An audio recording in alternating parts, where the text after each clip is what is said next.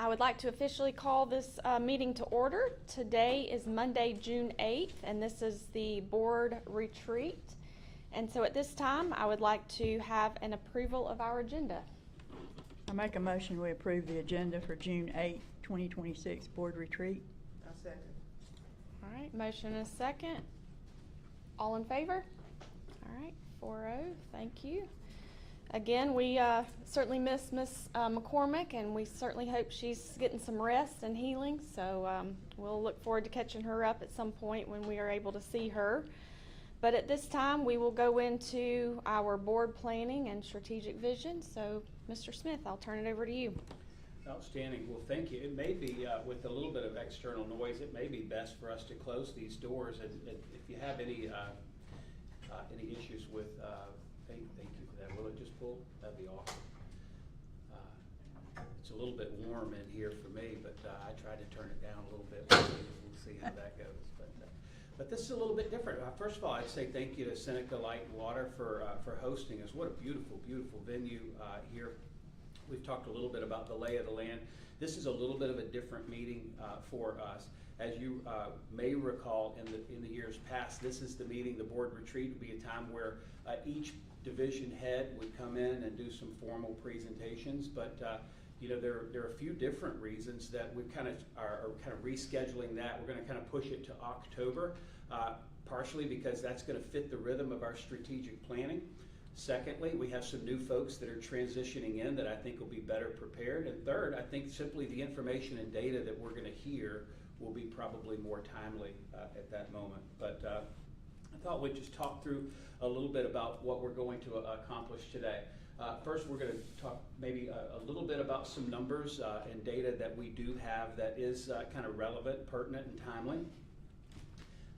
This is that time of year where we would update our board goals. This is something that's done statewide, where our board would come forward with some goals. We're going to have a little activity where we can review current board goals. I would say that this is going to be a year that we might tweak those board goals, and then we might see more transformational change about those board goals that would align to our strategic plan as we move forward. And then speaking of strategic plan, I think that this is kind of where we'll land. This is really not planning for the strategic plan, but it's the plan for the plan, where we're going to really talk about, you know, this will be the final year of our 22 through 27 strategic plan. Think about what was happening in 2022.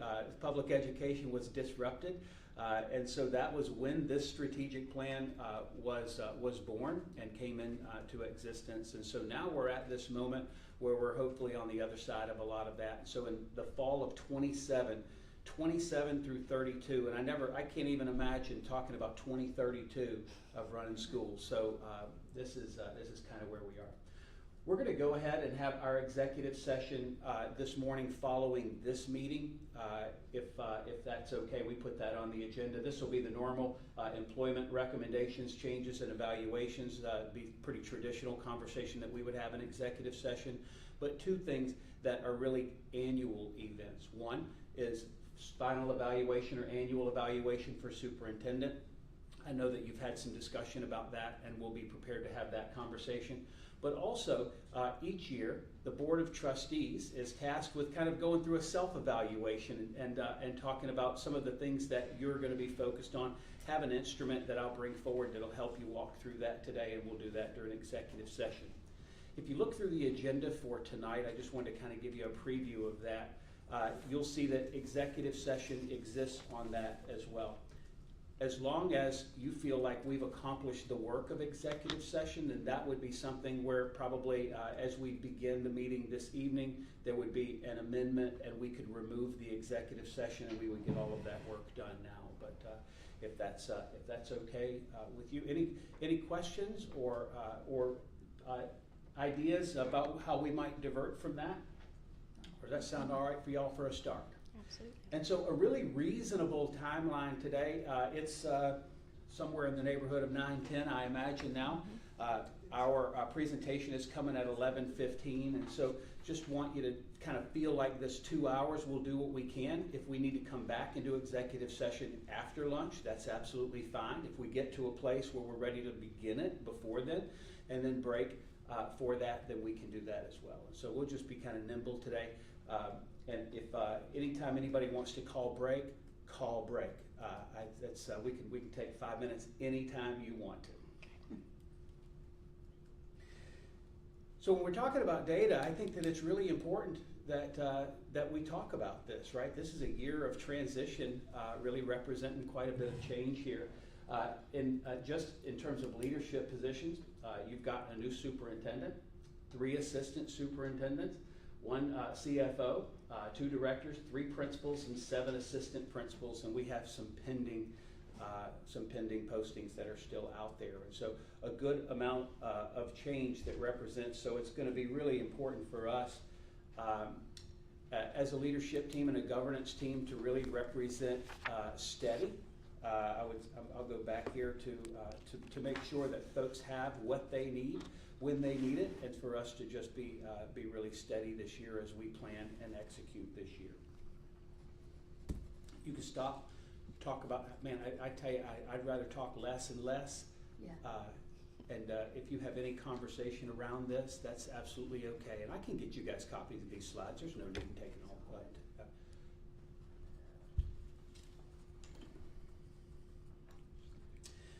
These are current staffing numbers. You look at total employees, and I'll just kind of be quiet and let you go through that just for a moment.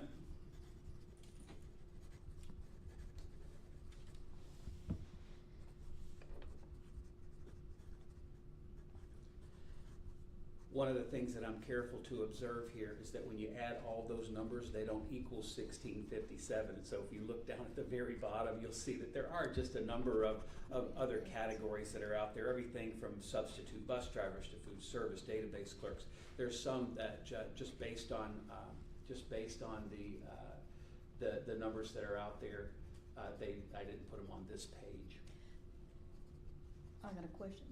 The mental health counselors, we have 3 for the entire district. It's an interesting thing. So we have 3 that are employed by School District of Oconee County. Okay. We also partner with DMH, the Department of Mental Health, for additional contracts, and they have those as well. Beyond that, we have Stepping Stones, that's a private contractor that has actually come in and helped us. And this has all been in the last 3 years because it's been simply difficult to find and identify mental health counselors. DMH has actually been able to elevate their beginning salary to a place where it's been a little bit easier and manageable to attract folks to these roles and keep them once they're here. And so we have 4 conduits to provide mental health support. One is these 3 mental health counselors that are part of our team and have been as well for a long time, I would say. The Department of Mental Health, Stepping Stones, which is our partner, and then also we have Gaggle.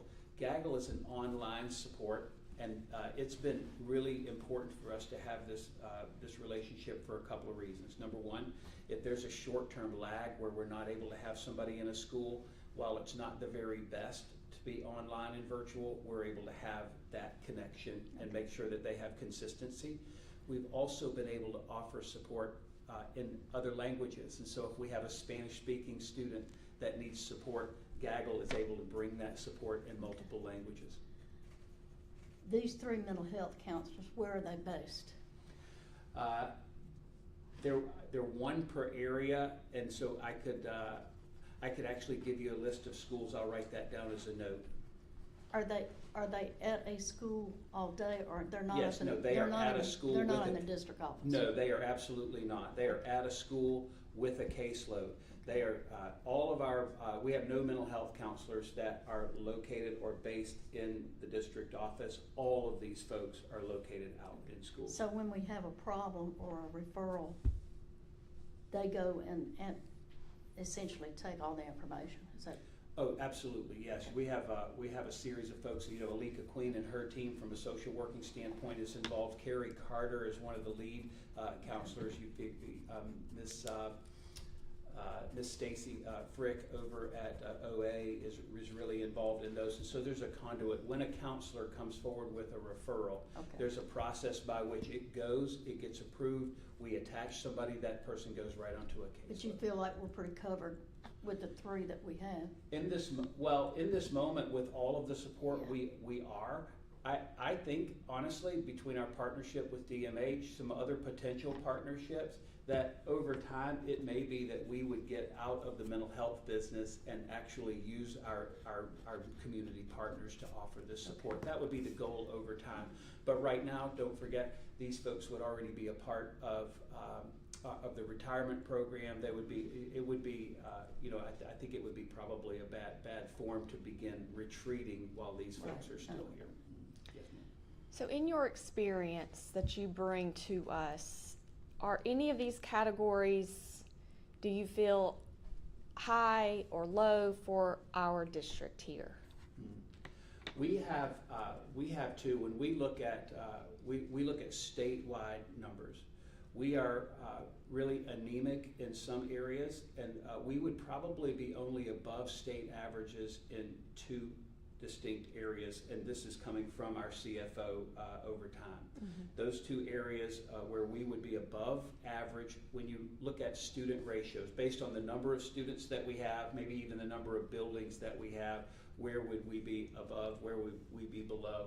We would be above in the area of teachers, we would be above in the area of custodians. And so in some respect, if we're gonna be above in any area, teacher's not a bad place to be, because that's where the rubber hits the road. This is where we serve our children, this is where we serve our community. And so this would mean that in many cases, we would have lower class sizes than some of our neighboring districts, and that is in fact the case from observation and from the data that Mr. Schickling has been able to provide. From custodian standpoint, if you walk into our facilities, that's pretty evident as well. Even if we have some buildings that are 50 years old at this point. When you walk in, they look fantastic. The floors are clean, and I think that this is an expectation of our community that we walk into. Our children are coming into facilities that are ready to go. My experience when I rely upon when some of this happened, when you think about 2020. And the regulations that we had to overcome and the cleaning that had to take place just to reopen schools, it was a pretty extraordinary thing. And I think that it's quite possible that some of those numbers rose during that period of time simply because of the lift that was necessary in keeping schools open. But certainly we benefit from having good folks out there. Mr. Smith, do you know what our average class size is? It would depend on the grade, the grade band, elementary, middle, and high. It would also, but that's probably some numbers. It would be a bigger spreadsheet than I would be able to memorize. But again, I can make some of these notes as well. This is the kind of data that, as you bring these things forward, that when we come forward in October, we would be able to say, because think about what comes right after that conversation. How do we support teachers, professional development? You'll be budget planning for 27, 28. All of those things come forward at that time, and so that's a good reminder for me to add that to our list. Well, that'd be a good recruiting tool. Sure. And then going back to below average, any specific categories that stand out to you? Anecdotally, there's a kind of a normal curve. We were trying to really get behind district. I think folks are worried about a top-heavy organization in district office. When we look at student services and instruction, the instructional team that we have, we would probably be far to the left of the average in terms of state averages with the number of folks in the instruction student services team.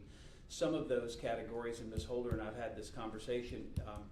It's just kind of tough to get at. This district may put this set of employees in this category. This district may put this set of employees in a different category, and so it's difficult to make an apples to apples comparison there. And so part of it is hard data, and part of it's anecdotal. Thank you for these questions, though. This is what I was hopeful to have. It was going to be a 15-minute meeting if you didn't do this, so I'm thankful for it. Mr. Smith, in terms of career specialists, I'm assuming that each area has a career specialist in the middle school and one in the high school Yes, ma'am. level? Okay. Yes, ma'am. Those are partially funded through EEDA. There's another funding source for these, and you might expect that there are different categories that have different funding sources, and so not all of these would necessarily come out of the general fund. Don't we have math coaches? Yes, ma'am, and I'm not sure why that's not specifically listed there, because we should have the same number of math coaches. That probably would be down there and others, and so for just the sake of updating this slide, if we forward it, I think it would be good if we have reading coaches there, we should have math coaches there. And one more question. Mm-hmm. We have 9, do we have 10 elementary schools, or we have 9 elementary schools? Yeah, and I think that there may be one that's currently being hired. There may be a posting out there Okay. that one has just not been filled yet. Okay. We're also, and we'll talk a little bit about, this will fold into a personnel conversation around some of the sharing that might be taking place with some of our smaller schools as well.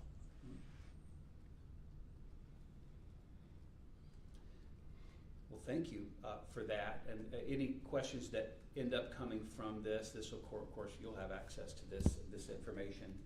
Just thought it might spur some conversation. So this is, if you're like me, you're thinking, well, I would like to see this longitudinally as well. Let me see this over the course of the last 5 years, which are up and which are down, and which categories exist that didn't exist. And so you could easily turn this into a 1-hour conversation, but just wanted to kind of give some highlights about where we are. I got one last question. Yes, ma'am.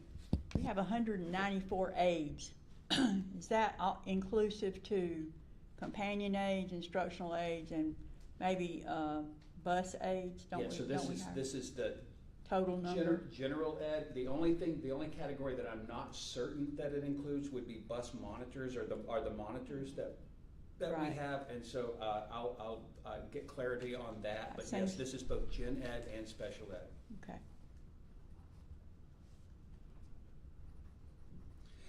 And I'm trying to take as good notes as I can, but I know you're taking notes, so thank you so much. Thank you so much. Don't let me miss anything. I'm not. Don't let me miss anything. Just some additional numbers of interest regarding your school district. And so some of these are just fascinating. When you start looking at the number of meals served, sometimes we say out in public that, boy, if you knew how much food we served, you'd think we were in the food service business and not the education business, but that's the case. I'm just fascinated by 8,880. I'm not surprised. And we come back to, there are several things that are super unique about our organization, but the fact that we have over 725 square miles that we're serving with 16 traditional schools is really an amazing, it's an amazing statistic.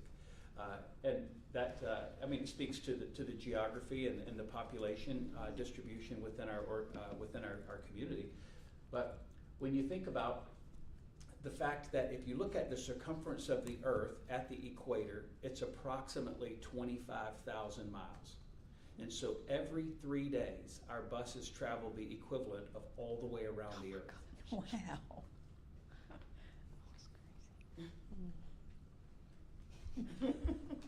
And I know, the fact that I know that the circumference of the Earth just means that I don't have any friends, and I have a lot of time. I have a lot of spare time on the weekends. I get what that means. So go ahead and make your judgments there. But that's just. I drove up to the mountains a few months ago, and I was amazed at how far our county goes out that way. Yeah, you start driving toward Cashiers and realizing that we would go all the way to the line there. When you start driving to Clayton and you go all the way to Chattooga, when you start driving through Fairplay and you go down to exit 1 and you get off at exit 1 and you're right there at Livonia, that's all Oconee County schools. And so it really is amazing. It's pretty expansive, but it's interesting.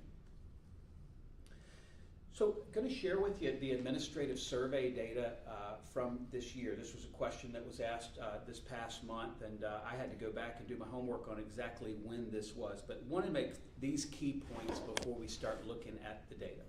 One, this is that data that was by principals and assistant principals to provide perception data for supporting documents. So I'm going to go up just once or two To look at school level administrators, you see the number 49. And so the possible pool of respondents here would be 49.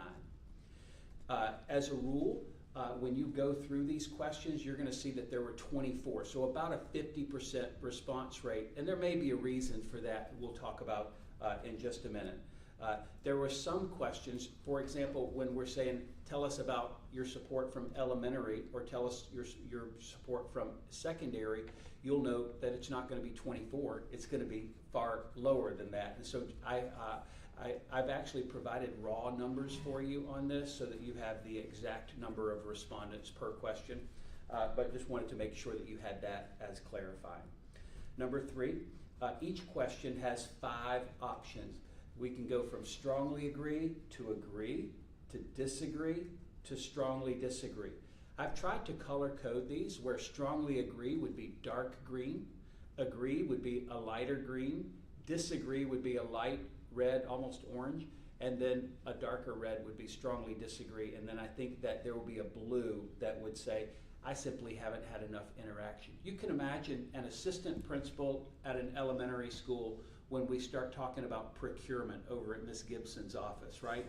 They wouldn't have any opinion on that because it's not what they do on a daily basis, and so they would probably simply say not enough interaction to evaluate. 4th, and really interestingly, the survey was completed mid-February. When I looked at the window and some of the dates that were there, we tried to maintain consistency from the previous year. But you know what was happening in January? You just gotten a new superintendent. We had a CFO that we're just in the middle of that transition. And so when you're asking folks, how do you feel about support from that office? Are we talking about the new one, the old one? And so there may have been some of that confusion there. And so I just want to, data is data, but it's important that we put data in context. And so I think for this year, it's going to be important that you just have that context as we go through. Okay? Is there a reason it's done in mid-February? Is there some state regulation that mandates it be done in February? Oh, no, ma'am. This is actually a local survey that we do by choice, just to get information about our department. This is something, if you feel like there's a better time of year, you want it far enough into the year where people actually have an opinion developed.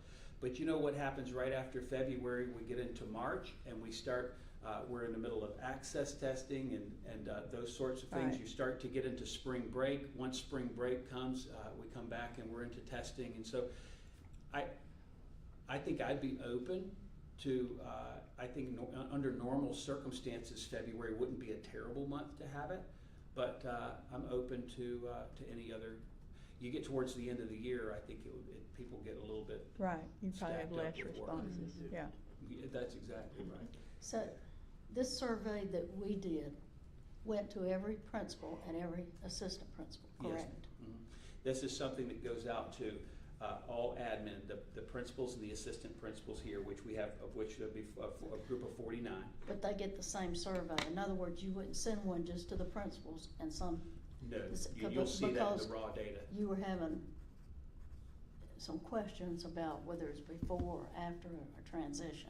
Sure. So I was wondering if that would make a difference, sending something just to the principals on their specific information that we need. Okay, well, you can disaggregate it, and we can talk about what this survey might look like. Yeah. The survey that was given this year was consistent with the survey that has been given for Right.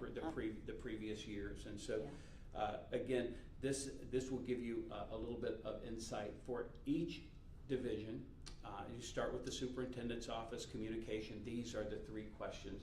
Overall, I'm happy with the performance of whatever the office is. And so that would be strongly agree, disagree, strongly disagree, or I don't have enough information. The same would be true for communication from that office, because that's something I think that it was a question that had come from the board before, is what's the quality of communication that's coming from the district office and the conduit of information between district office and local schools. And then overall, I feel supported and challenged by whichever office. There was, you're going to notice when we get to special ed, there a couple years ago, based on the information that came from this survey, we were in the middle of a transition and change there, there were some additional questions asked for special ed around compliance that were kind of specific to special ed. And so you'll see that those are included in the special ed data as well, because they've continued to ask those questions. Okay? And so we'll go through quickly, but I also want you to have it hard copy. I want you to be able to see it, and so I really we'll sit down on this for a little bit. But I thought that we'll, if you want to make a note, the conversations that I would have in this setting would be under the heading of maybe celebrations and observations, right? In those categories. In other words, you're going to find some of these categories that have really pretty significantly improved over the last couple years, and there may be a number of reasons for that. Under the other heading, I don't know if in this setting we want to take a whole bunch of people to the woodshed, but there may be some wonderings or questions that you would have about that. And so we can talk about those as well. But it's your conversation. You can take it wherever you want. I thought that I would go through them briefly here, and then maybe give everybody just 5 minutes to just kind of relax with the data, go through it, and then have any wonderings and questions or celebrations and observations. Does that feel okay? Yeah. Now, before we do this, I'll say the surveys that have come from, we also have a formal, now you're talking about a state survey. That's the parent survey, the student survey, and the teacher survey. We've gotten results back, and Ms. Kelly is actually formulating the ones on parent survey and student survey.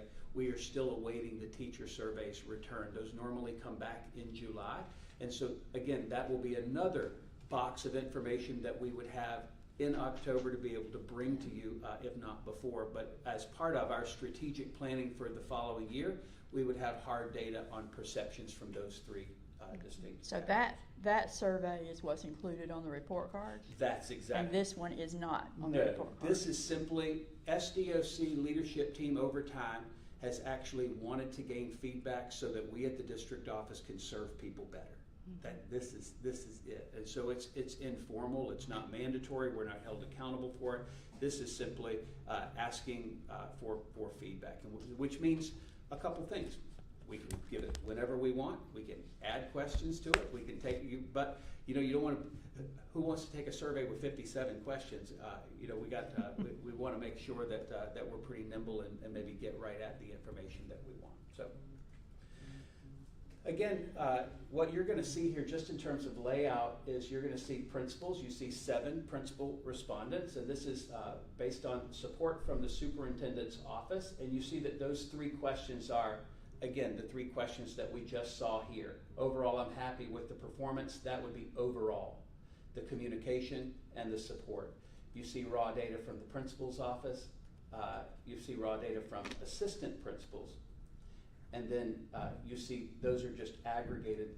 Now, if you look at the bottom 3, what I've done is I did the pie charts based on the total.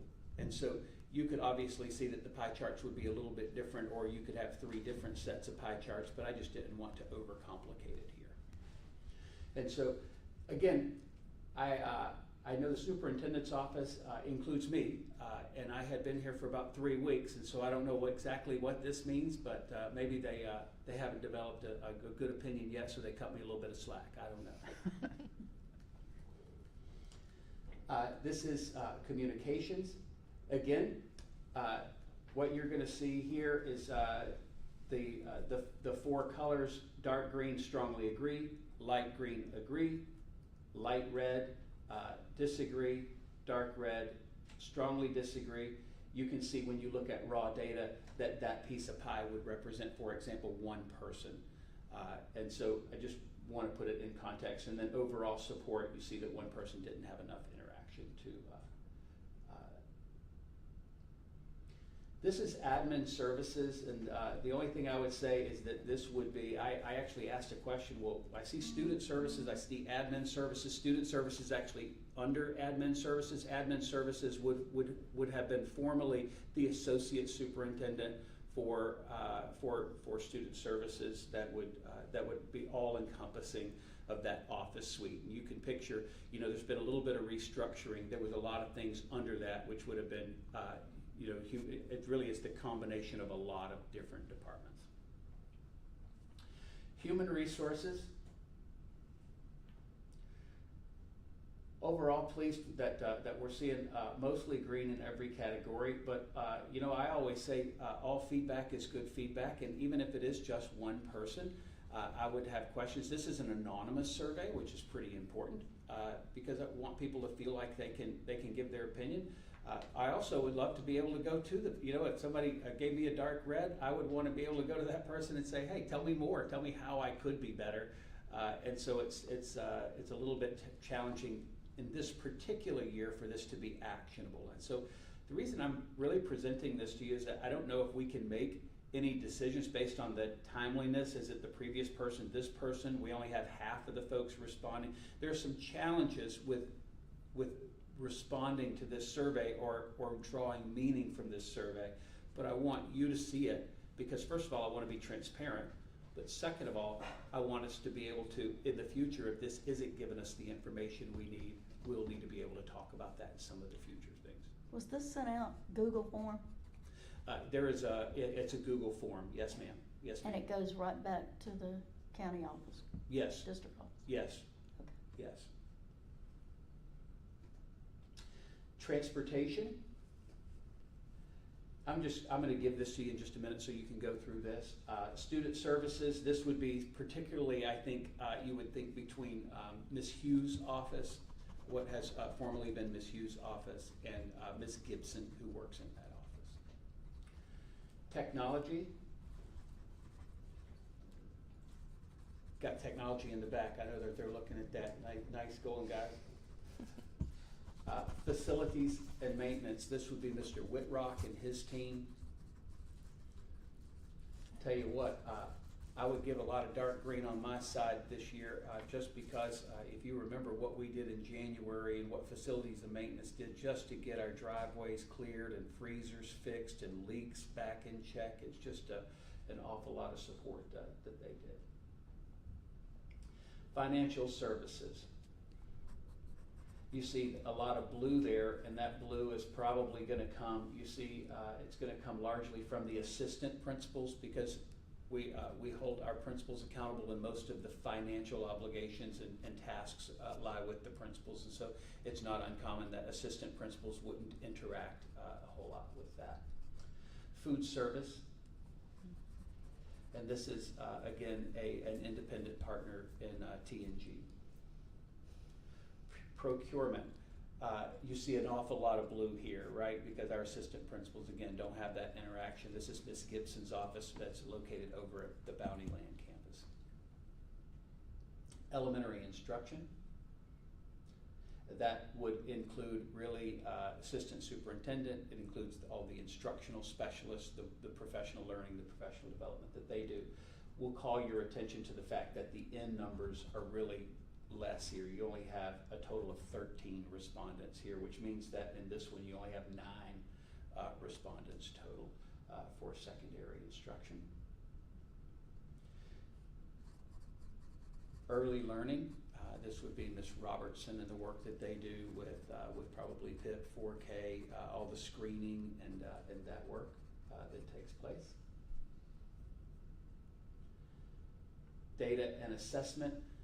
This was a new transition. This was Betsy's first year, Ms. Kelly, I should say, Ms. Kelly's first year. And so I think that this really it demonstrates her level of responsiveness to the community. I was really pleased to see this. And this is special education. You can see that this was an area that frankly and transparently, I believe it was probably 2 years through, maybe even 3 years ago now, there was a good amount of dark red. This was one of the prompts, along with some of the other data, that really prompted some of the work that the board centered itself around with the special education audit. This was when Ms. Cox came from her role at Ravenel to ATSI, from ATSI to director role. And so they asked a few more questions. These last 3 questions, this first 3 were the same, But then they asked about responsiveness. When our special ed teachers need help, are they getting the help that they need? Assistance through challenges. When a challenge has come up, and there are some, whether it be through consent to evaluate all the way up through the RTI process and interventions and those sorts of things. And then practical solutions around when there are compliance needs, and we know that when those significant behavior needs show up at a school, for example, what is the level of practical solutions when we come? Are they feeling like they get the support that they need, and making sure that we're in compliance? And so I see we have a little bit of pink or light red there still, but I would want to point out specifically in this category that this is one where we've seen significant improvement. And this is the kind of thing where when we look at the data, it's one piece of information. When you put it together with all of the others, this is what the additional support has represented for that program. So this is sometimes when we're even making personnel decisions, is this needed? Is this something that we should do? Is this a direction we should take? Well, this is some of the response to that. And so, what I think that I will do is I'll go back to this slide just for context. If you want, I can also go back and forth, but I think you got those down pretty good. I thought what I would do is just make sure that you had a copy of this and just give you kind of a few minutes to digest it a little bit better. Thank you. Of course.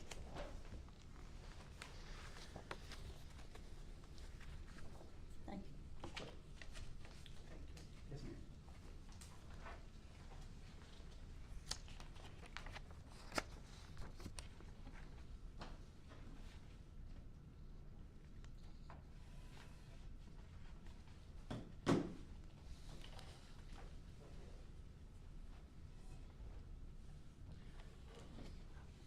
I'm going to set my timer at 5 minutes. It means absolutely nothing other than the fact that I want to honor your time at your meeting. If you need 10 or 20, you let me know what I'll say.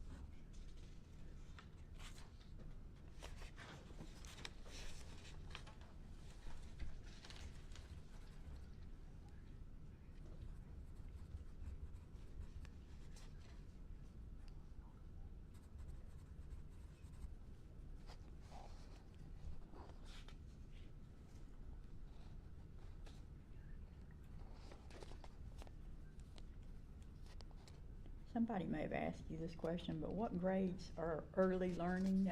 Is that PIP? K-1, 2.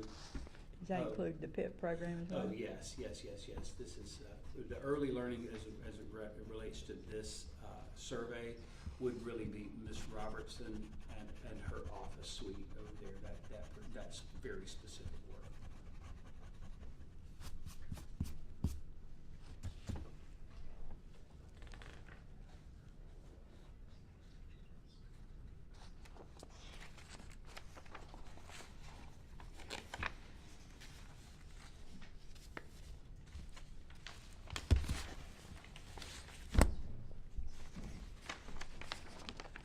Okay, I stopped it with 3 seconds left just because I didn't know what irritating sound was gonna happen. Are you all ready to chat a little bit? I would say let's, and this doesn't have to be lengthy, but I would say 3 things specifically about these kinds of surveys and this data and even this conversation. Number one, boy, it's a vulnerable thing to put out a survey like this, isn't it? When you ask folks what their opinion is, you have to be ready for it.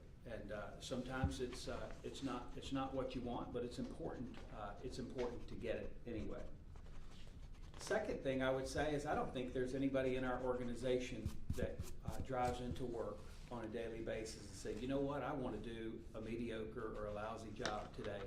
I think our folks want to be their best. I think that they want to be good.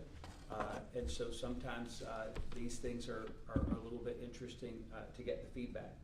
Third, I think in this setting, we would want to be cautious about having personnel conversations in this setting. This is more about departmental support. And so with that, I think I would say Ms. Bay is going to try to capture any notes that you have, but really celebrations. I would say the 4 things I thought about: celebrations, observations, wonderings, or questions about these data. And I it's think okay if you don't have any. I think it looks good across the board. You know, a couple of areas. Mhm. The one, if I was looking for one thing that we need to make important for improvement, that's communication. That seems to be something that is a thread throughout.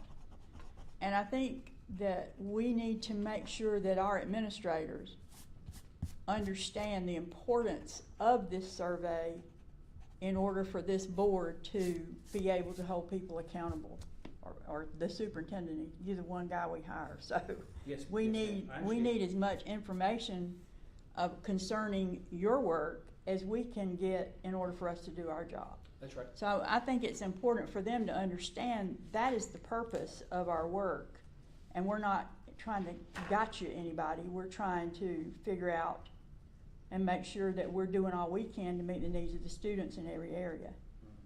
So somehow helping them understand the importance of the work in addition to some communication improvement. That's my quick view of what I saw. No, it's a good point. I think that we would, on the one hand, wouldn't it be nice if we had a 100% response rate from our building leaders?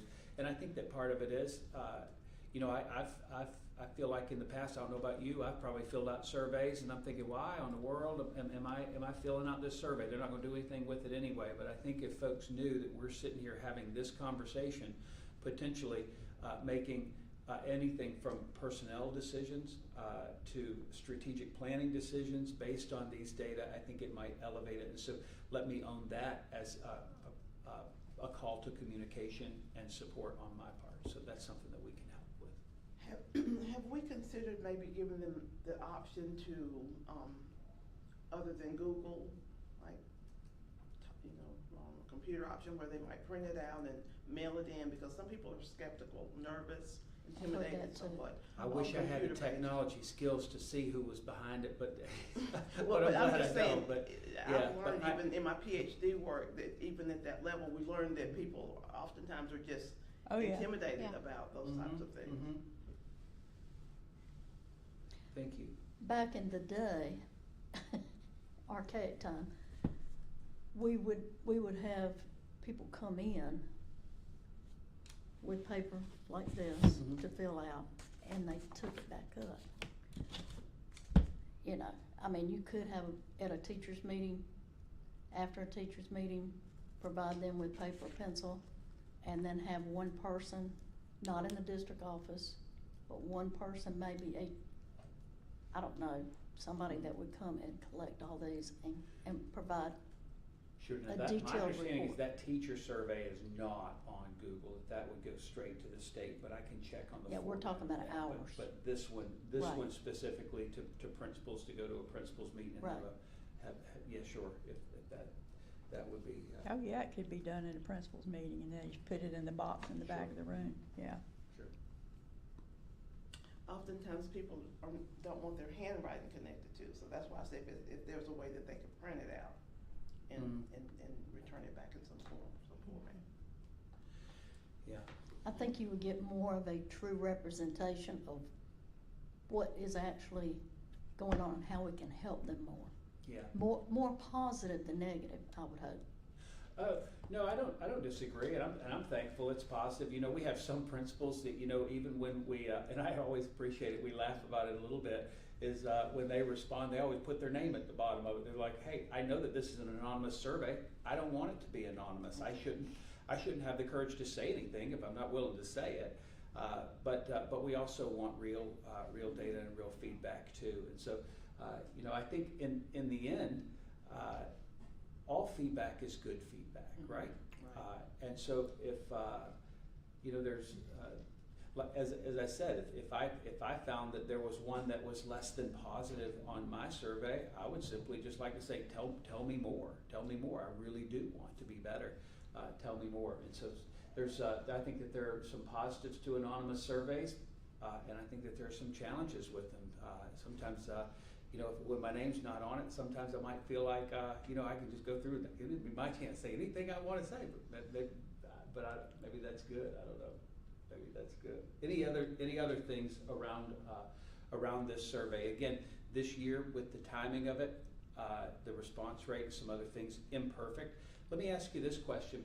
Is there anything that's just at the top of your mind that you say, I would have wished that this question or this item was on the survey? Is there anything that comes to your mind immediately on that? Not immediately. What were the questions again? It's overall performance.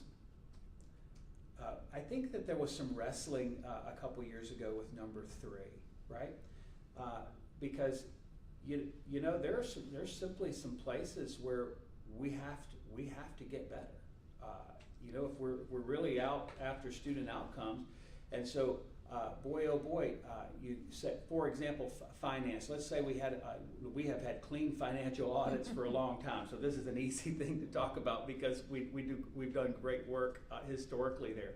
But let's suppose that there comes a time where you know we got something that the financial auditor said, you know what, this is a process that is just not working and you need to clean it up. And then we have to go ask schools to do something extra or different than they've done in the past.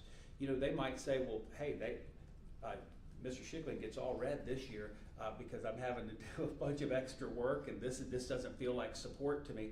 And so we really wrestled with that. I feel supported and challenged, right, by this office. I think that was where that word came from in terms of challenge. And so it's imperfect. Why don't you have two different, overall I feel supported, overall I feel challenged? Possibly separating. Because when you provide professional development, that would be a challenge, I would think, that they would agree with. Mm-hmm. But they may not feel supported in doing that, you know? Excellent. Could we possibly have a category for them to add comments? To support Open- what they're. Open-ended. Mm-hmm. We actually do have open-ended that we actually get, and I'll tell you exactly how I've handled those in the past. Because some of those, I mean, when open-ended, they would include names, which probably would maybe a little bit less appropriate for this particular conversation.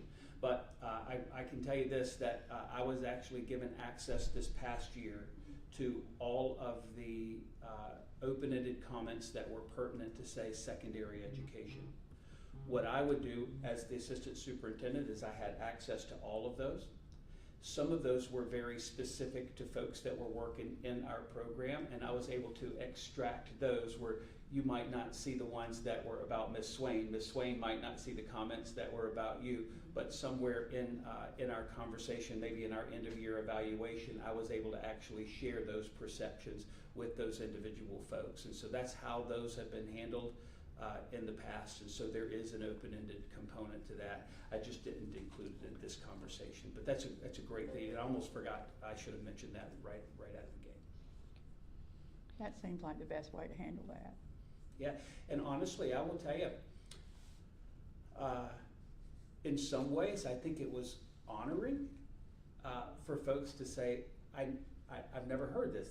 This data hasn't been shared with me in the past, and I appreciate this. In some ways, it was challenging because you might imagine, Dr. Sloan, in an anonymous survey, people start to feel it sometimes, and they put pretty, let's say, unedited versions of these things, and some of them are just, I wanted to look. I read the comment and I thought, boy, you had a bad day on the day you filled out that survey, or you might have thought about it maybe a little bit sweeter way to say that. And so for folks to read some of these things in a company, and I'm saying that's rare, but I think if somebody had to put their name at the bottom of that survey, they'd find a nicer way to say it maybe. But that's Well, that's here or there. from experience, I don't think a teacher will ever put their name at the bottom unless it's 100% in favor. Yeah. Yeah, and I think that speaks really to, I think it really speaks to our culture. You know, one of the things that we've talked about is that what does it mean to be a performance organization, to define success, and then get to a place where we are able and willing, and we have a culture where we hold ourselves accountable for success, where we're really more open, where. But I think it's a culture of trust too. So, and I think that it's not unique to us. It's tough. It's tough in a survey, to be honest, if you know your name's there, because we don't want to say hurtful things to other folks.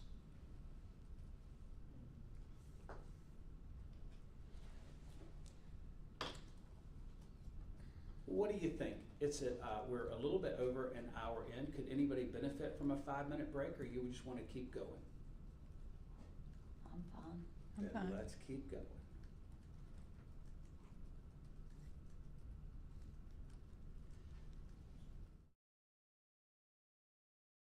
Back to board goals. I think, do we have a board goals document? Or no, we don't. I actually have them up on the wall there that you'll get to interact with them in just a few minutes. You'll recall that this past year we really did some work in this setting around board goals.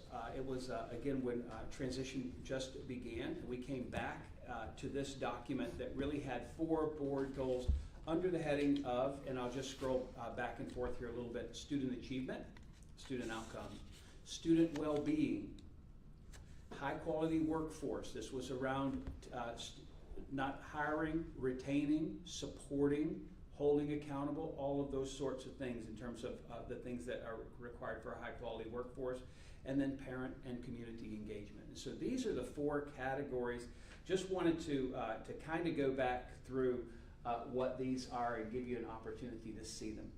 You're going to have a copy over here, and I really would love for you to begin to maybe think about these things. So I'm going to give you an activity where we get up and move around a little bit. As you look at these, now I can't imagine we'll ever have any game plan in a school system that doesn't involve student achievement or student outcomes, right? And so that's, I can't imagine that that's on the table. But these are the things that we discussed this past year. And so you see that there are papers at the top of the flip chart, but then there's a whole lot of space underneath. And so this is what I imagine this activity looking like in 2 places. Number 1, you have a green, a yellow, and then I don't know if there's a red there, but we'll call it orange or pink, your choice, right? And so each of you would have one of these. If you would go up and as you go through these things, would like for you just to kind of look and say, for the bullets that you see that says, so for example, when I'm looking at increasing literacy and math scores as measured by SC Ready for grades 3 through 8. If I say, well, I just can't imagine having board goals this year and not having that bullet there, I'm going to put a green beside that one that says, hey, this is kind of a prioritized one. Let's go ahead and make sure that, that we keep that one. If you see one that you think, okay, the topic is right, maybe that last one of increasing graduation rate as a percentage of students designated in college or career ready. And so I'm gonna, not to call Dr. Ketterman out, but let me just imagine that she might look at that bullet and say, you know what, I think that needs to be 2 different bullets. Maybe we need a graduation rate one, but we also need a separate one that talks about that college and career readiness and the industry certifications and the pathway completions. And so for Dr. Ketterman, that one might be yellow, where that would be, hey, I like it, but we might need to work on that one or tweak it a little bit.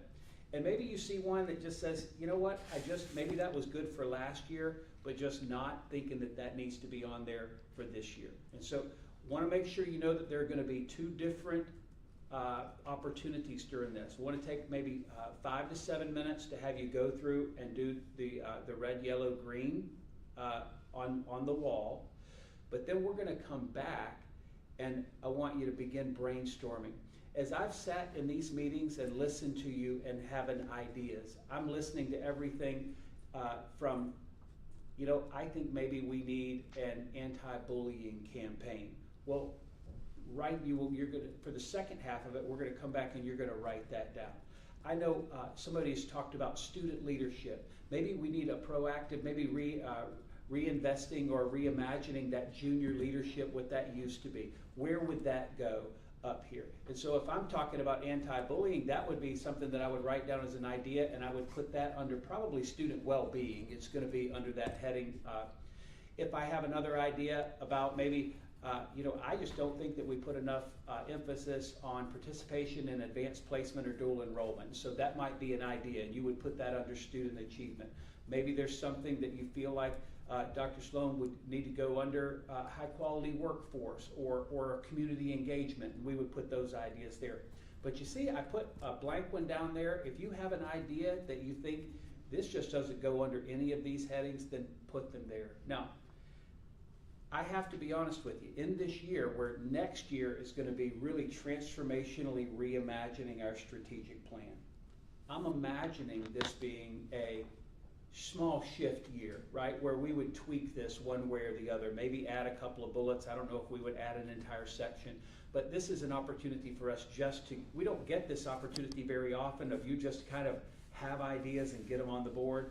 And so I thought, what an awesome time for us to begin to get some of these. Some of these may show up when I bring this board document to you for approval. Some of them may be things that we put on the conversation list for October and as we begin to go through this process of developing the strategic plan. How do you feel about that as an activity? Is that okay for us to kind of get to a place where we're on board goals? So let's take maybe 5 minutes or so just to kind of go through these. You can stand up and stretch your legs, and don't forget there's some snacks back here, there's some coffee back here. I may excuse myself just for a moment and be back in a couple minutes. Can I ask a question? Yeah, of course. So, that bottom one, what constitutes college and career ready? Like, what, I know there's more that goes into that Sure. than just the win scores and whether they're graduating or not. What? What a great question. Thank you for that. College ready, career ready. We get 3 measures back from the state. What percentage of our students are college ready? What percent of our students are career ready? What percent of our students are college or career ready? What percent of our students are college and career ready? We get all of those.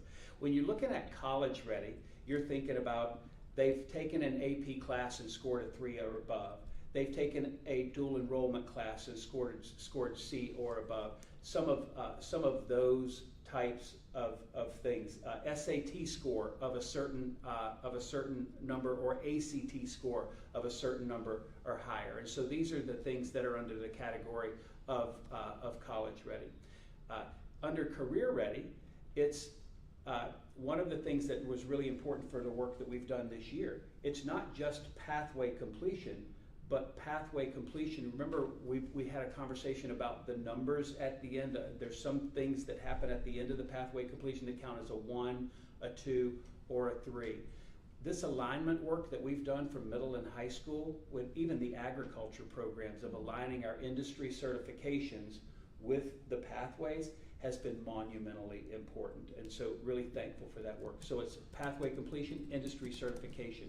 For some of our credential students over at Hamilton Career and Technology Center, that work-based learning that they do over there, that 40 hours of work-based learning, if it's categorized in the right way, counts as career ready.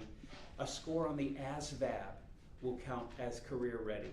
The WIN test, which is really a career aptitude survey, that is a particular score on the WIN test. And so these are all on the website, and I can get them to you in paper, but those are the kinds of things that are counting. I may be missing one or two, but that's college ready, career ready.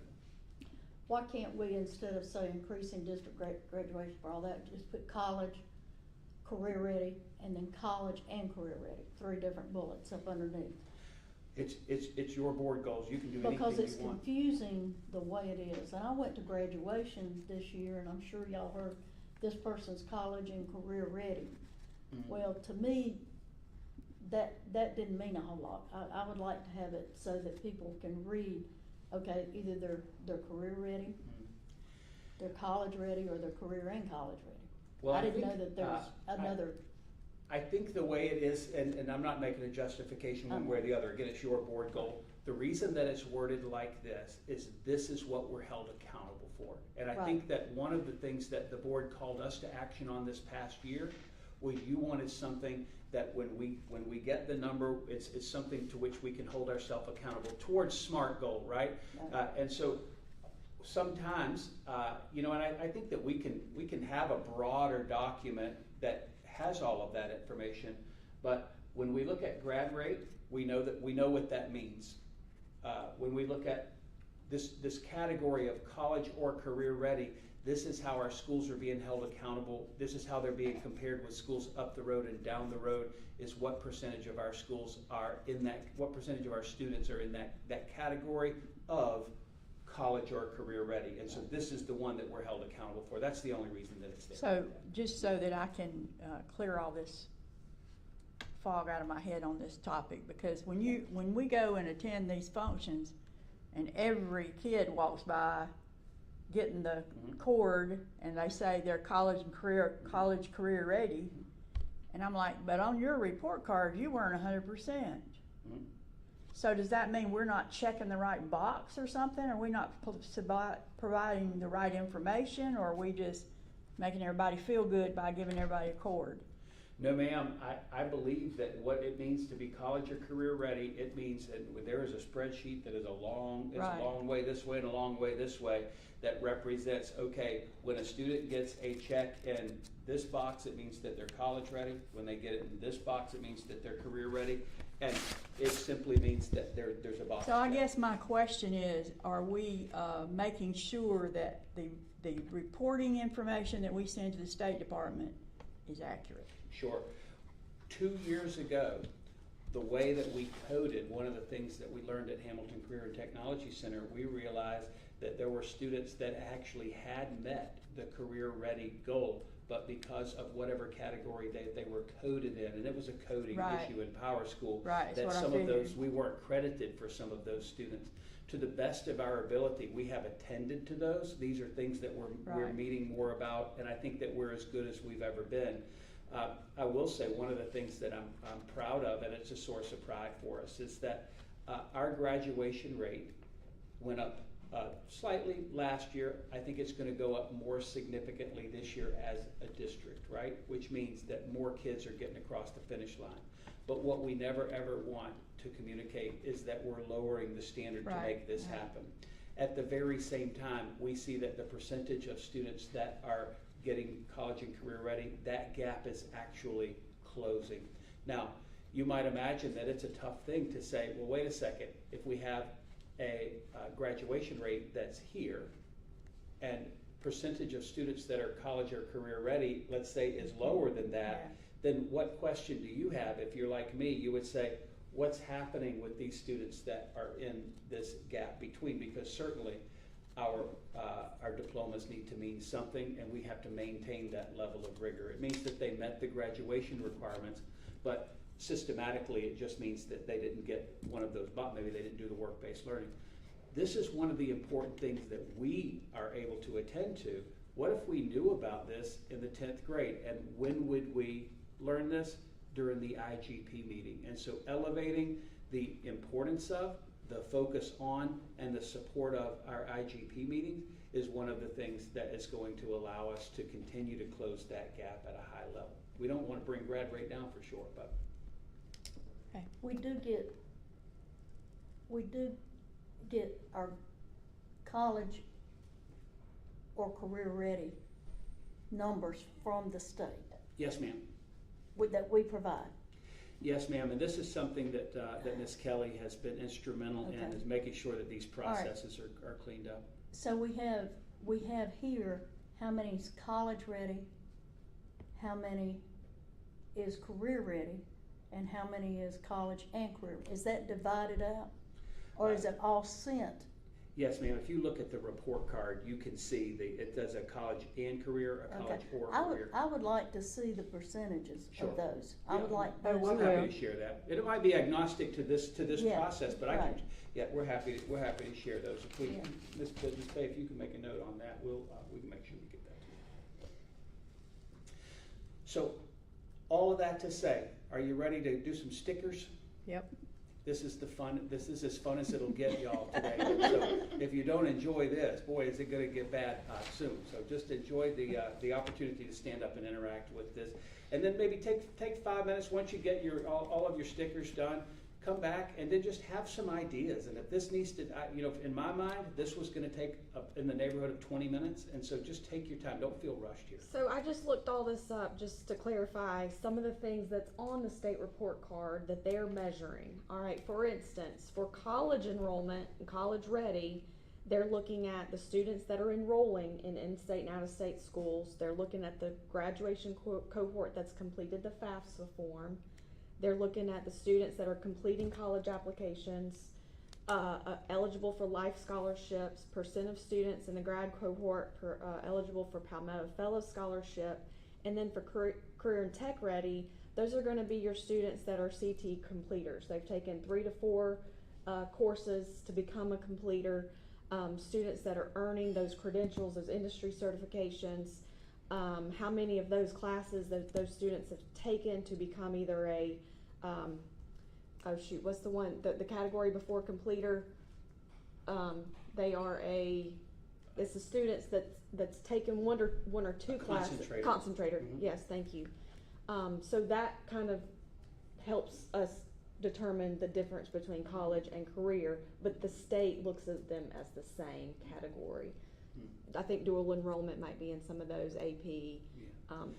And I'm thankful, this really speaks to what are we held accountable for? We're held accountable for college or career ready. Mm-hmm. And I'm thankful for that, because this means that our students that are going to college, that this is the direction that they want to go, and that they need a college degree for what they choose to do, that we get to celebrate them and support them in that area. For our students that do not, that's not the path that they want to choose. It's not that they don't count because they don't simply want to fit into the mold that we have for them. Whatever they want to do, as long as they do it at a successful level and they show that they're career ready at the end, then I'm thankful that our accountability measure allows us to serve kids the way that they need to be served, not to try to force a student into a program or a pathway that's not good for them. That's of all of the imperfections that we have, that's one that I'm grateful for, that we get to celebrate kids and support them in their direction. So. Because at the end of the day, a lot of the college and career ready students can make more money than the college in this day and age. Oh, you're not kidding. Yeah. You're not kidding. And we less have, debt. and we have one walk through Hamilton Career and Technology Center says that some of those kids are getting exactly what they need. They're engaged in what they're learning, and they're prepared for the world ahead of them, and they're prepared to be a very active and engaged member of our community. And so, good for them. Sure. And I heard recently that the number one excelling career path that's going to be needed in the future is going to be welding. Yes, yes. Well, we certainly have good welding programs. Absolutely. Yes. Well, hey, Okay. so you know what to do with your stickers. If you need more, I'm not planning to participate. So, and this would be a great photo op with you guys Maybe up give there. us a little bit more time. You know, we work slow and methodical, Mr. Smith. Hey, take at least 20 minutes. I'm putting 20 minutes on the timer. If you need more, We'll you let just you know take when them. we're That's done. exactly right. Green is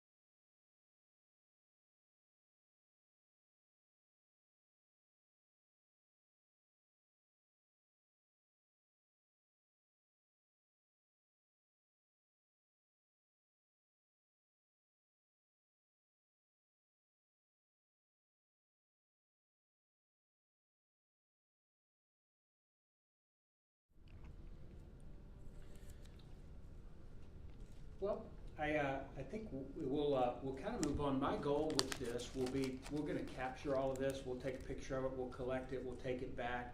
What I'll likely bring to you is a modified, kind of an updated version of this document for July for your discussion and possible approval in the July meeting. How about that? Sounds good. Thanks. Thanks for your feedback. I just took a quick look across. I thought that the responses were awesome. I think that we can make a couple of those as just little adjustments. There are a couple of those that are fantastic ideas that might come back, and you'll see those kind of recirculate and kind of come back as we begin talking about strategic plan, which will be a little bit more of an expansive document. Feeling okay about that? Mhm. All right. Well, in review of our agenda, we did a small data dive. We looked at some data, SDOC by the numbers, if you will, and then some admin survey data. We've talked about our board goals and maybe some updates that we'll make to that. We have one agenda item left for our open session, and that is beginning to think about our strategic plan. And so just wanted to maybe begin to get our heads around this strategic plan. And you can see, again, when I wrote 2032 up there, I'm thinking, oh my. I think back when I started this journey, it started with a 1.9, like many of you, but wouldn't have imagined I would be having a conversation about what school would look like in 2032. But here we are. And so strategic plan, 5 years, required by the state. There's going to be a few things that we kind of go through. I do have a copy of our current strategic plan, which is 22 through 27, which we'll talk about in just a minute. But this is really the point. You could say, have one bullet and say, well, it's required by the state. We have to have a strategic plan. So, but I think that it's so much more than that, and I really want us to kind of dream big, because I believe that this could kind of serve as the North Star. I've talked a little bit about strategic planning, and think about how, and I want to talk about coherence and vertical alignment. We begin with a mission and vision. The mission is why we exist. The vision is what we aspire to become. And then from that, we begin to get to this big rock, which is called a strategic plan.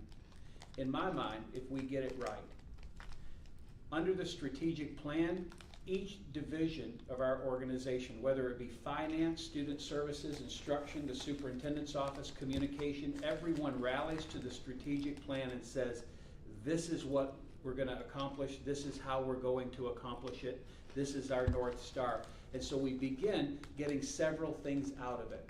Number one, key performance indicators. This is an organization, it's kind of maybe a more commercial or maybe outside of education lingo. But when we begin to talk about key performance indicators, it's things that I might come up with if I'm in the finance department or in the student services department to say, these are the things that we're going to accomplish that are aligned to this strategic plan that you can hold me accountable for. I'm going to hold myself accountable for these, and I can say that you can hold me accountable for these. When we begin talking about the budget, all of a sudden our budget conversations are around the strategic plan. It's not chasing an initiative of the day, because these are the things that we're centered around. And really, when I say it serves as a North Star, it kind of keeps us focused, it keeps us moving in the right direction. So if we get strategic plan right, this is what it can do. It identifies clear priorities and direction for the board. It promotes community input and engagement. We're going to talk a little bit about how we might do that. How do we make sure that what we think is most important for our schools is reflective of our community values and their input? How do we make sure that that happens? It helps build trust among stakeholders. Nobody has to worry about, well, why are we doing this with the budget this year? Or why are we doing this? Why are we hiring people in this in this particular sector? All of those things are attached to the strategic plan because we've said that this is the direction that we're going. It really provides a basis for measuring success as an organization. Now, this is an important one for me, because how often do we go to schools and say, hey, how do you like your school? And they say, we're the best school in the state, or we're the best school in the entire universe. And you say, well, how do you know that? And they say, well, it's because I feel that way. And we know that this needs to be more than a feeling. When we say that we're a successful school, or we're a successful district, or this is a successful initiative. We need to be very clear on how we're measuring success and what we're calling performance. It serves as a foundation for aligning resources, which we've already talked about, and it really is a key factor. If we say that we want to be the highest performing or the very best that we can be for our community, then this is a critical component of that work. So just wanted to share that. I'm going to give in this moment what we currently have.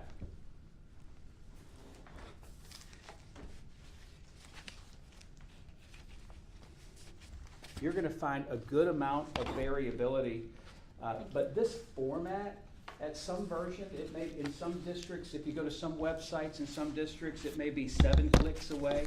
If you go to other districts, it may be 1 click away. But this format it actually meets the state requirement, but I wanted you to have a copy of yours from the last several years. When is this due? I'm sorry? When is this due? This is, this will begin fall of '27. Okay. So what I'm proposing for you today, that's why we are going, I'm gonna give you a proposed timeline today and talk to you about what this work looks like for the coming year, where we are able to gain the input, where we're able to look at our data, where we're able to get the feedback from our stakeholders, build this plan, and we will launch it the fall. But it takes pretty much a year to build this, Yeah. and so I want to make sure that we don't get ourselves behind where we end up just making a document for the sake of compliance. Because if that happens, then this gets tucked into a closet somewhere, and nobody even knows how to find it, let alone what we do as a result of it. And so, as you go back, you'll see names. And this is not out of compliance. When this was written, these were the names of some of the folks that were here, and so you'll see names of leaders that were here and now aren't. There are a set of assurances where we just have to be able to click yes for all those to make sure, and you can see some of the compliance mechanisms. And we're gonna have to make sure that we meet all these compliance mechanisms. But then as you go through there, you begin to see some of the landscape work that begins to look like this. And these are those performance goals where we say, based on our current data, this is what we feel like should happen. I think almost all of ours are really student achievement. So I guess if you're going to be weighted heavily on one, you would say, hey, let's go on student outcomes. And so you're going to see a lot of those kinds of things here. And I think that in our strategic plan moving forward, we're going to have a strong component. But there can also be other components. And so with any strategic plan, I want to just say, as you get a chance to go through this in your own leisure, it needs to be specific enough so that we know what direction we're headed. But it needs to be general enough so that everyone is attached to it and has a part of it. I'll give you an example. It may be for our bus drivers. How are they attached to a plan if there was only if only SC Ready scores were a part of it? Now, I guess getting students to school with a good attitude it might be important for that, but there may be some specific things in our strategic plan where everyone else would be able to attach and say, yes, this is how I am a part of the organization. This is how what I do moves the organization forward.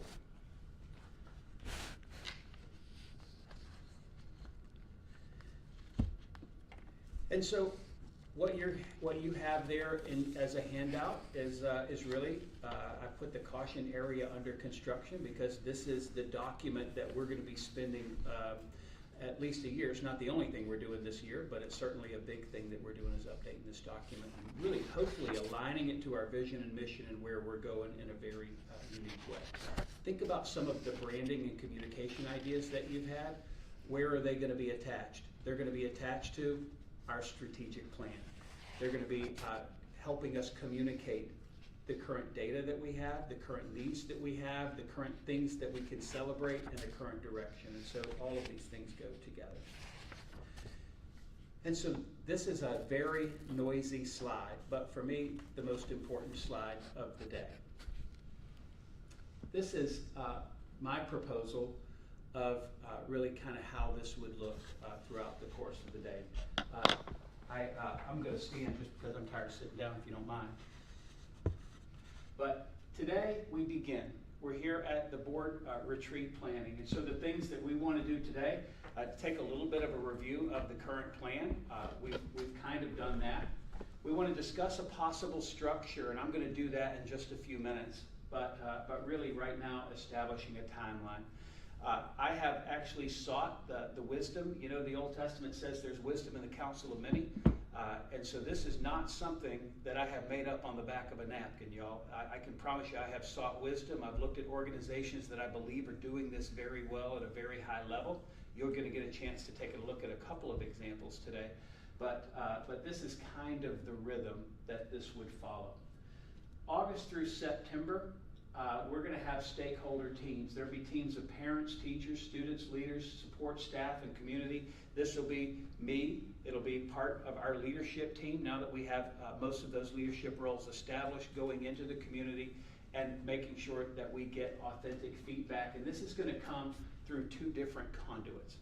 One, key questions. It may be that we go out to Seneca High School, or maybe have some Seneca area schools and parents and communities involved where they would come. We would ask specific questions, and it's going to be really in the area of SWOT. I'm sure you're familiar of a SWOT analysis. What are the strengths? What are you most proud of about our schools?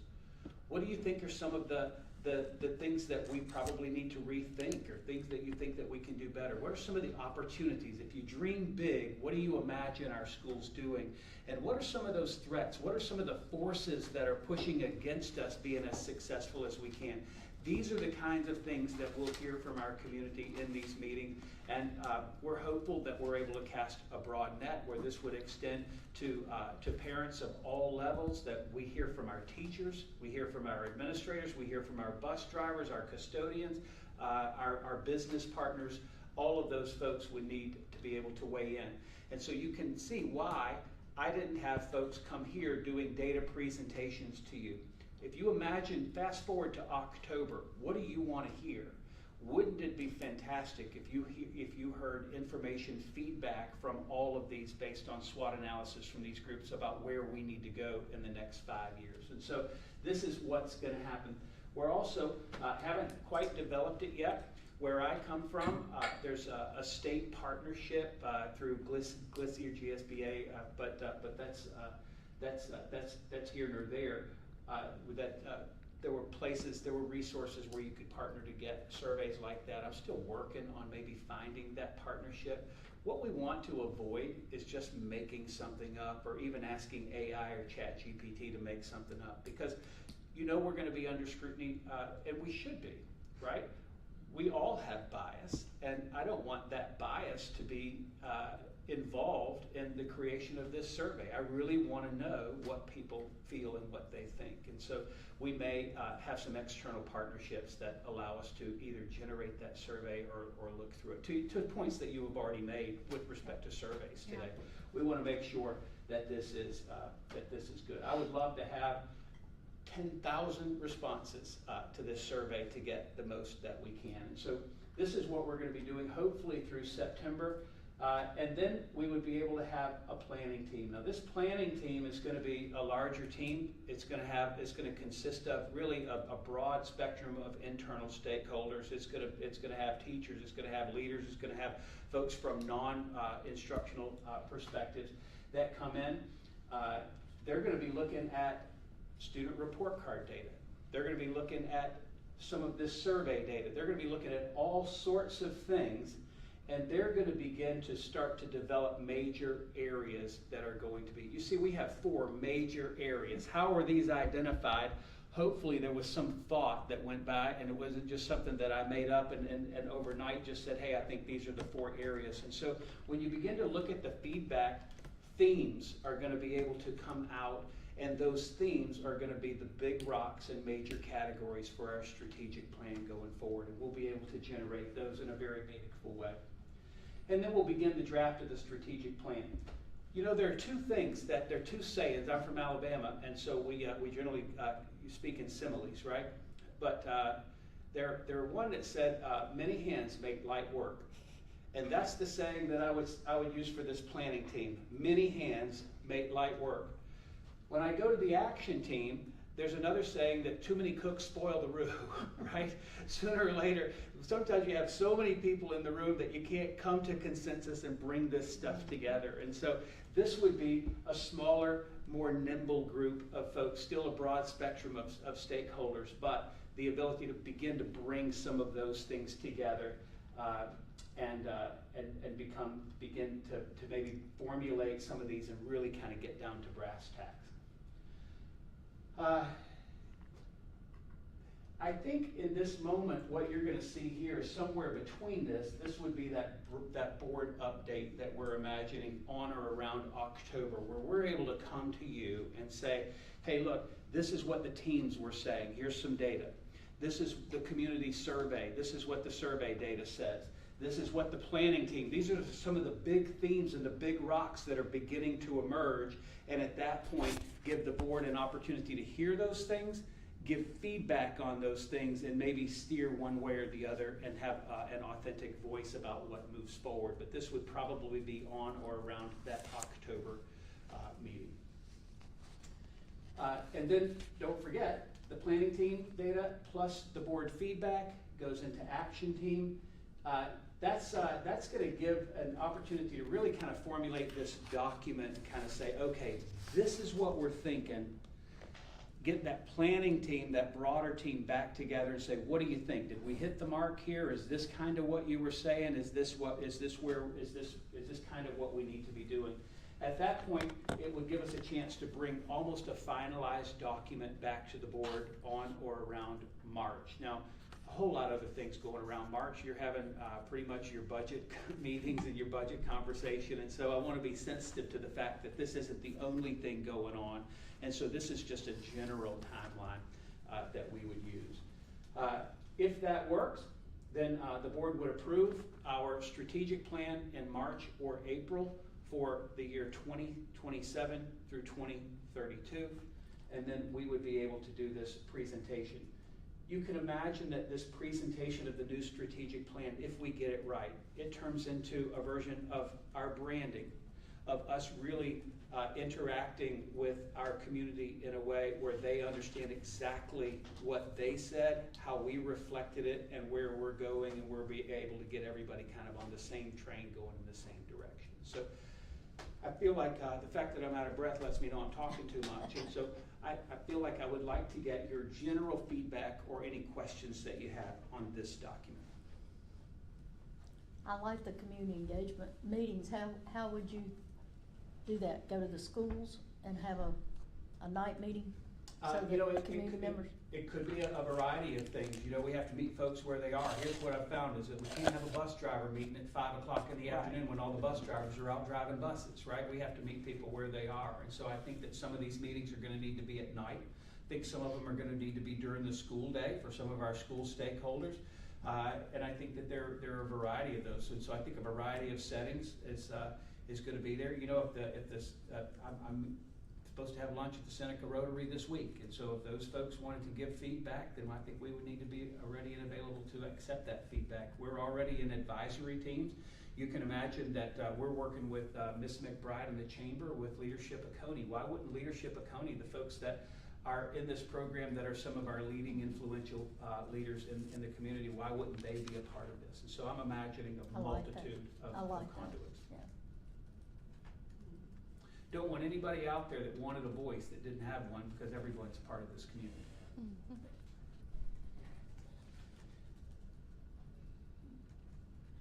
Any other questions about this? So, in the past, you've reviewed this document significantly. I have. I was just sitting here thinking, I wish Um, I'd brought my notes with me, but I did not know. I didn't. We should think be about that. getting kind of updates on this regularly. So moving forward, this would be a working document that then we could take each year as we say, okay, these indicators were not met, or these indicators we exceeded, and Of course. So when I say strategic plan, really is the campfire around which we gather. We're doing my final evaluation today. In the future, my evaluation will be tied directly to this. The way that I imagine this coming forward is there are going to be, and most strategic plans that I see are kind of a blend of what you have there that's really focused on student achievement and some needs that our children have, and this document back here, which are board goals that fit in different categories. And so picture those two kind of coming together. For me, the board updates, the information that you would have would come by way of monthly meeting. And so, for example, part of our strategic plan is going to be how do we recruit, support, retain the very best employees in every category. That's going to be probably one of our goals. There are going to be probably 15, let's imagine 15 key performance indicators, some things that are categories that Ms. Swain, you're going to come and say, hey, this is a number, you said you were going to do this, I want information about whether you did it or not. A monthly update would come along the way from each division, I imagine. So that month, Human Resources would probably come and give you an update about that. It wouldn't be me having an entire day where people would come and give you all of these updates, though I suppose there's nothing wrong with that. But this would be one where probably 5 or 6 of the months of your meetings, you would have more formal presentations down the stretch toward the end of the year. That would be preceding the end of the year. Maybe this would all start in January. We would have January, February, March, April, and May. There would be a presentation from 5 different divisions on the 5 different components of the strategic plan. And then you would be able to make whatever decisions you would be able to make, which would not only be informed by this, but all of the accountability measures, including my evaluation, including the updated board goals for the following year, those sorts of things. Ideally, imagine if the school goals, right? We have data presentations and data meetings with schools every single year. What if their goals were aligned to this? And what if each individual teacher in the classroom knew what they were doing each day to help attain the goals that are in the strategic plan? It really turns into, we have that 1,600 people that are a part of this organization. Wouldn't it be wonderful if every single one of those 1,600 employees knew how they played an integral role in pushing this forward? And that's kind of the goal. It'll never be perfect. As long as you have me as superintendent, it certainly won't be perfect because you hired an imperfect superintendent. But we'll. This is kind of the goal of this strategic plan and blowing it up because it can be all of those things that you're talking about. And ultimately, it is the document from which you'll hold me accountable. This will be my evaluation. Other questions about this? Any tweaks? Anything that you see as problematic, or what were you thinking? I'm just No. curious on the interim performance goals page, and I don't know this right off the top of my head. I'm curious if you or Coach Holder do. Did we meet our ELA data for 3, 4, and 5 for 24 and 25 last year? Yeah, I would have to look at that. What I know is we made significant gains in 3, 4, and 5 this Okay. past year. In those, I mean, we made gains that we're proud of, and you know that's. I would say what you're really getting to as we begin to build this is more of, that's a philosophical. It's philosophical. When we say SMART, what's the A stand for in SMART? Right? Attainable. It stands for attainable. But we also want to make sure that we have a stretch goal. We can have folks set goals every year that they're 100% going to match, right? That we can lower the bar far enough, but we want stretch goals. And so I think, Dr. Ketterman, what I think you're saying, what I hope I agree with, is that we want goals that are out there, and whether we meet them or don't meet them might not be the only measure of whether we're successful, but our progress towards those goals and making sure that we have the right goals and we're chasing the right thing Right. is going to be really, really important in the development of this. The thing that I've looked at, and the thing that kind of bothers me about the way this is done, even with the school report card, is if you take the 3rd grade class in Oconee County in 25-26, and they took their SC Ready scores, and you follow that group to grade 4, to grade 5, to grade, that way, you get a better picture of what's actually going on than here are your grade 3 scores for 25, 26, here are your grade 3 scores for 26, 27, and then you want to talk about whether they went up or whether they went down. You're not talking about the same group of students. Yeah. So I think that we need to keep that in mind when we are looking at the way we do this, because that's where we want to see the growth, in my opinion, is the same group of students growing over time as opposed to teachers growing over time. Mhm. Because what we're looking at is, how did the third grade teachers do this year? And then when we get scores for next year, how do they measure up? Mhm. So that's almost like looking at two different things, and somehow we gotta wrap our mind around how do we improve the instructional piece to make sure that that makes a jump every year. So it's beyond numbers, actually, in my mind, when I'm looking at the data. Sure. Well, let me enthusiastically agree and disagree with you all at the same time. Because really, you're describing the dilemma of every school, every district, every state. While I agree, right, when we look at cohort data, how students travel through time, there are some complexities even there, because we can't, we don't do standardized, we don't do standard setting between the third grade and the fourth grade exam, and so it's very difficult even to follow that cohort. There's some challenges with that. And what I agree with you, while it's easiest to look at the development of a group of children over time, I would say, yes, we do want to, and I don't want to say hold them accountable, but let's say that there are some teachers out there that I have enough data for them over time that says that they are absolutely effective, that what they are doing in their classroom every day is possibly more effective than what some of our other folks are doing. We need to be able to capture that, we need to know it, we need to be able to Right. capture it, we need to be able to celebrate it, and we need to be able to expand it. And so you're right, both of the things are absolutely important. Watching how our children progress over time and close some of those gaps, but also seeing how our teacher teams are working together to make sure that they're consistently getting the best results for our kids, no matter which kids come. Thank you for that. I am setting up at about 11:20. We're going to have these folks come in, so I have 16 minutes, and so I want to start something that I definitely will not be able to finish before we get to lunch. These are a couple of examples, and I want you to kind of compare, not to be critical of our own document, but I want you to compare this visual with this. Now, don't misunderstand me. When you click into these documents, you eventually find this document. But I think when we talked about branding, theme, structure, I think that this is something that we can make as part of our dream. When you look at Greenville County, and this is just a couple of examples, that two of them are really, really local. One of them is if you go down to Aiken County and then just right across the river in Columbia County. This is an example that you'll see.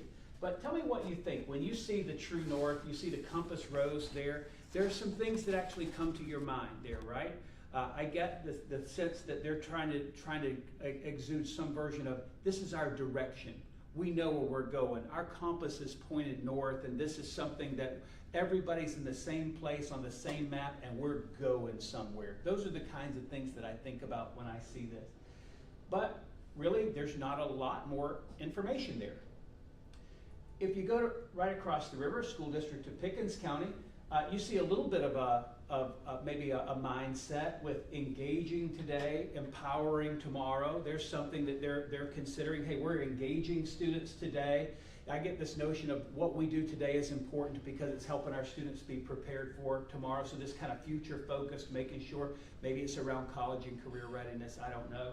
But over here, you actually get to see what their big rocks are on their very first notion. It's people focused, a supportive culture. I imagine that's their human resources, attracting, retaining, and supporting teachers. Visionary, future focused innovation. This is probably some of the innovative approaches that you see them, that you see them doing that would probably go under here. You see academic growth and excellence down here at number 4, and partnership for student success. You probably see some of their business partnerships and community partnerships there. And so you see differing levels of detail, but what is the first thing that you feel? What do you know about this district just by looking at this very limited piece of information? This one is kind of interesting. It says engage, enrich, and inspire. It's a little bit of a different terms of a tagline, a saying, or where they're centered. But then you kind of see their big rocks here as well. You see maximum achievement. You think it's an accident that they made student achievement the biggest one here. They're calling it out and saying, we're in the business of teaching and learning, and this is our area of focus. And so just one visual, what can you learn? This is kind of a busy document, but you see them kind of sneaking some of their KPIs in here, Ms. Swain. We're under this notion of community engagement support, we're gonna maximize family and community involvement. We're gonna expand meaningful.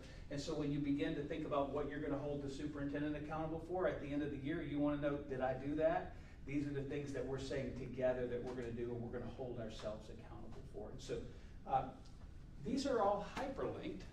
When you get this document, I would encourage you, and this is why I had you bring your computers with you today. Because what I'd like for you to do, maybe after lunch, is to begin to explore. Don't just use these 3, but go to different districts and see what they have for their strategic plan. Because I think that there are going to be some ideas that you begin to get excited about. Let me show you a couple if you're willing.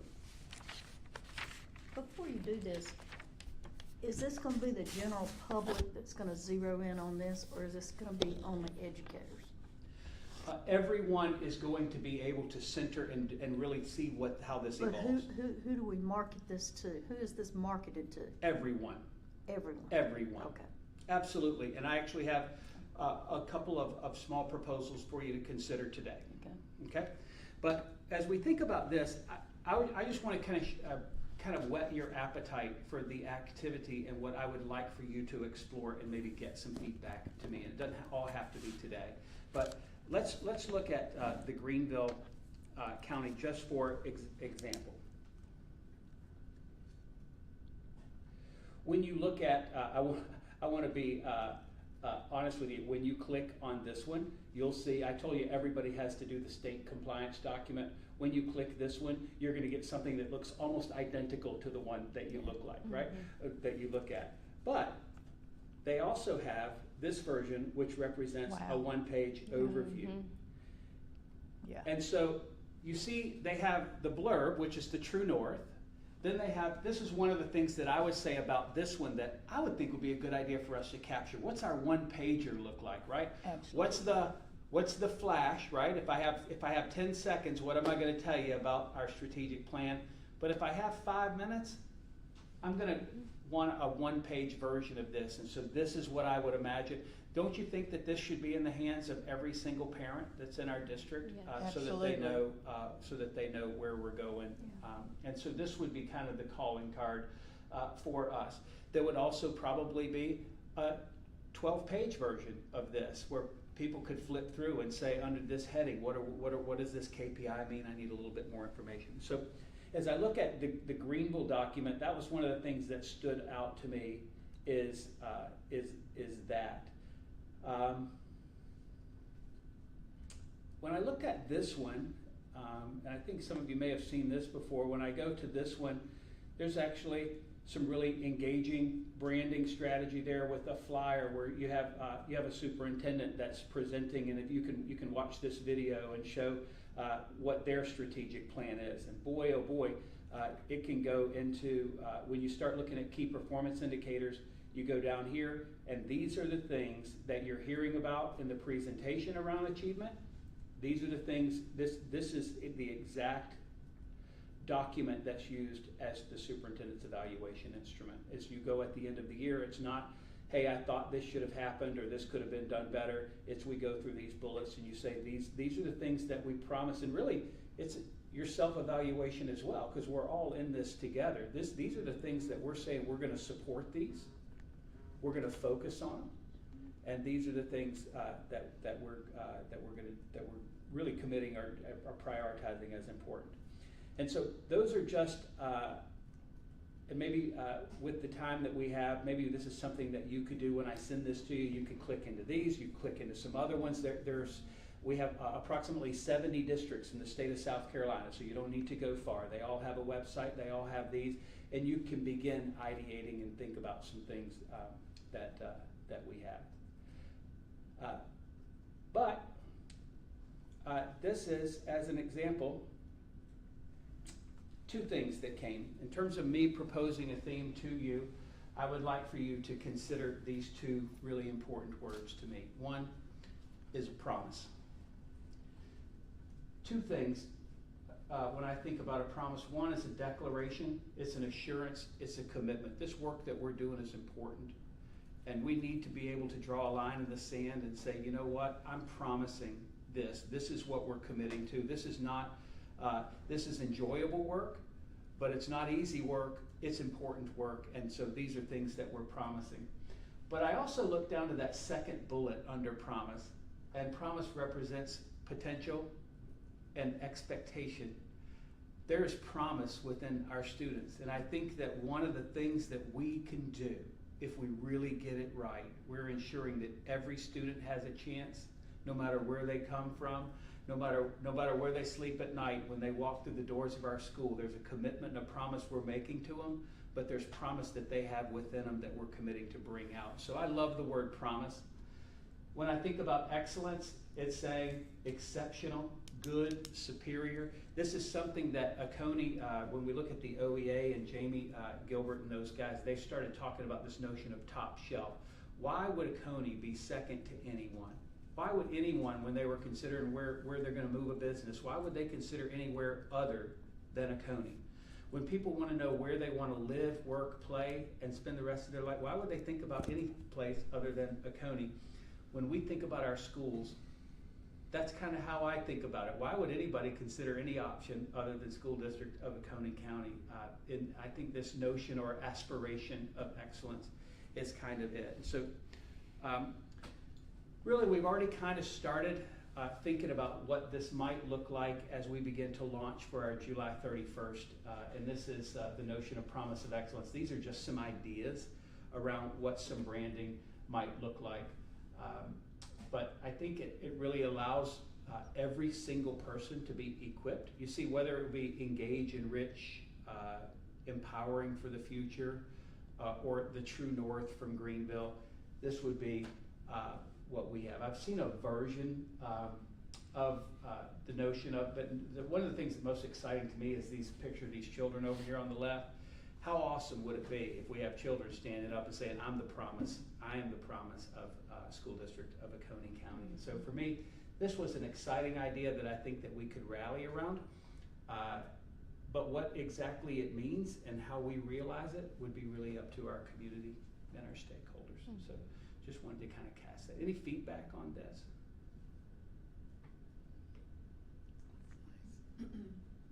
It's nice, my only question is if we would use, I see the freshness of young children, but if we would use older children. Absolutely, absolutely. Yeah, I think it has to be K through 12, doesn't it? Yeah, for sure. I like it. I actually love it. The promise of excellence. Yeah, me too. I like, It's, I think it's a little bit easier to get excited about. Now, and again, there's no criticism in this document. Every district has this document, but I think expanding it and having a way for people to enter into the conversation, something like this is helpful. It starts here, it goes into the one-pager, and then it maybe goes into the to the 47-pager from there. But it includes really what our community feels is going to be most important. And so I come back to finish it like this. This is hard work. And so, Ms. Swain, I've come back to kind of wrestling. Well, when does this thing do? Why are we starting to talk about this a year and 3 months, or a year I in just want to advance? know when it had to be. Yeah, that's it. For Submitted. me, we have a lot of work to do, And so this is going to take a lot of time and energy, but this will be something that I think that we can kind of get around. So these pieces of this hold us accountable to the state law 59, whatever. Yes, ma'am. I don't think people realize that the provisos and the attachments of money for things like gifted and talented and IDEA students and so forth, CTE students, et cetera, I don't think they really grasp the complexity of all of these things working together for the funding of our schools. Mhm. I don't disagree with you, and a lot of that stuff, frankly, is not very fun to talk about. No, it's So I not. think that one of the things that we're gonna have to do is kind of build a bridge. We're gonna have to make sure that this is something that meets the requirements of the state. But I think we have to be just as passionate about making it something that's accessible to our community. And that I we can totally get agree around. with you. And that's I- hard. Yeah, and this document, because I've been through it extensively in comparison with the law and so forth, this is more of a completion of that purpose Compliance. as opposed to explanation and understanding of what our goals are and the actual work we're doing. And think of how destructive it is, or, well, not destructive is a terrible word, but think about how confusing it must be when they're separate, right? And so Exactly. the difficulty of putting them together, I accept. It's a hard thing to do because we have to be compliant and we have to be accessible. Right. But think about if we say, well, that's hard work, let's just have two separate documents. Suddenly the compliance document gets put in the closet and it That's doesn't mean right. anything. And if it doesn't mean anything, then we put a lot of time into something that really is That's right. not So I moving. appreciate your planning and the work that we're gonna do because it's gonna be great at the end over there. Mhm. Sure.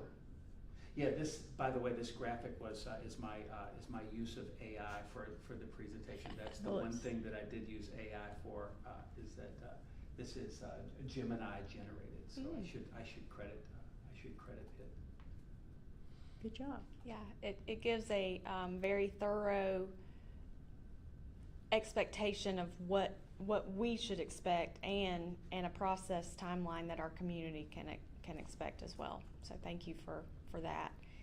And going back to the promise of excellence pitch of the vision here, you know, our families, they depend on us every day to send their children to us, and we have to promise that we take care of them every day.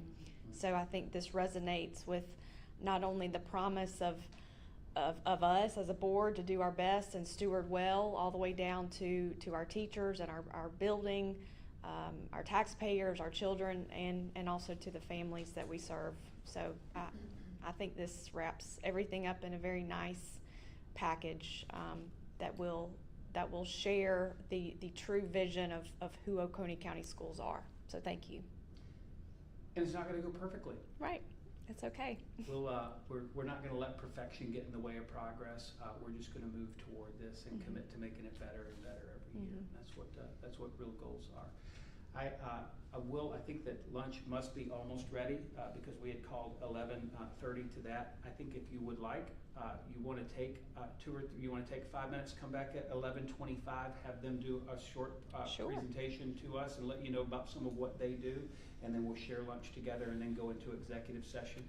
Would you like to, since this part of the meeting is closed, and is complete, would you like to go ahead and have a motion to adjourn this portion of the meeting, and we'll go into executive session when we come back? I don't know exactly what that motion would look like. Maybe we could go into executive session / lunch. I don't know what it would look like. Okay, are you guys okay to go ahead and adjourn Yeah. our retreat goals session and data review, et cetera?